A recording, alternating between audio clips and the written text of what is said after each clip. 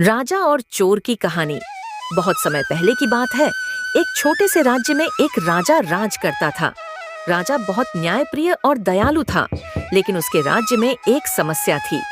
चोरी की घटनाएं लगातार बढ़ रही थीं। राजमहल में भी कई बार कीमती वस्तुएं गायब हो जाती और पूरे राज्य में लोग चोरी की शिकायत करते थे।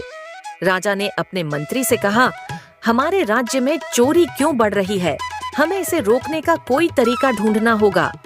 मंत्री ने राजा से कहा, महाराज, यह समस्या सिर्फ चोरी की नहीं है, बल्कि यह इस बात का संकेत है कि हमारी व्यवस्था में कहीं न कहीं खामी है। हमें उस खामी का पता लगाना होगा। राजा ने फिर सोचा और फैसला किया कि वह खुद इस समस्या का समाधान करेगा। एक रात राजा ने चुपके से दरबार छोड़ दिया और एक साधारण इंसान की तरह बाजार में घूमने निकला।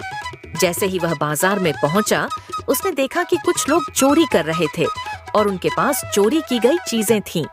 राजा ने चुपके से उनका पीछा किया और देखा कि एक चोर अपने साथ एक और चोर को लेकर आया था। राजा ने चोरों से पूछा, तुम लोग क्यों चोरी करते हो? चोरों ने जवाब दिया, राजा, हम चोरी करते हैं क्योंकि हमें लगता है कि यदि राजा खुद ईमानदार नहीं है तो हम क्यों न चोरी करें।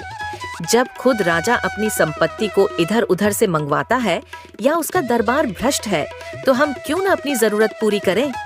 राजा ने यह सुना और चुपचाप महल लौट आया।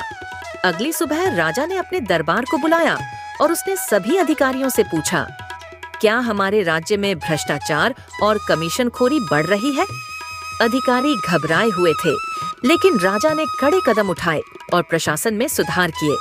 उसने अपने मंत्रियों और दरबारी अधिकारियों को ईमानदारी और जिम्मेदारी का पाठ पढ़ाया।